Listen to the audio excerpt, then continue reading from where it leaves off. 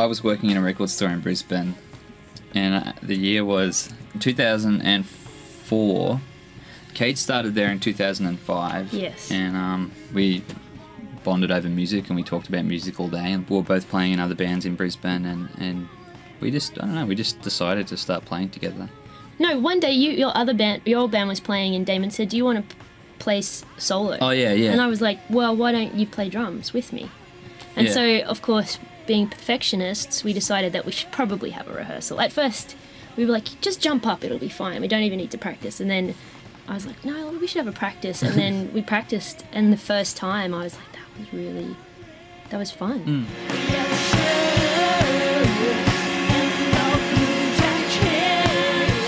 Our first tour was in the United States, and we hadn't toured.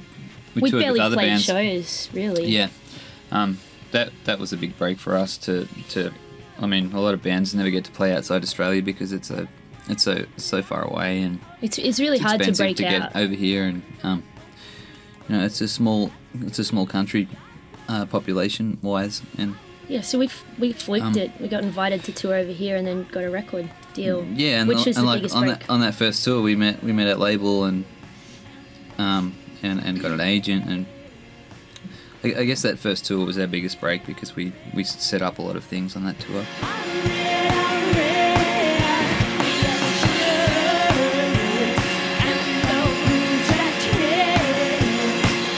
We listened to a lot of Death Cab for Cutie at the time, and we ended up touring with them, and Silver Sun Pickups, and we toured with them.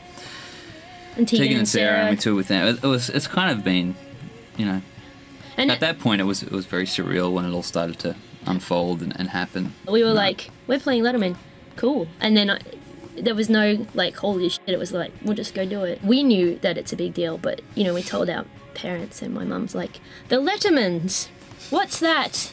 How do I get that? And I'm like, it's on at midnight on, channel whatever. Oh, well, I'll have to put a tape in and tape it, and so it didn't, so, I mean, I feel like if they were like, holy shit, then I'd be like, oh, but my mum was like, the Lettermans, and my dad was like, now what is this?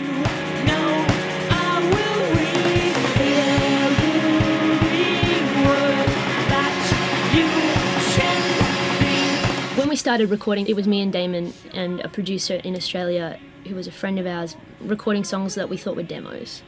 And we thought maybe it would be an EP, but we didn't know what they were going to be. And then we took them overseas with us on tour, and then we got signed to the record label, and they said, we really like these. Do what you did again.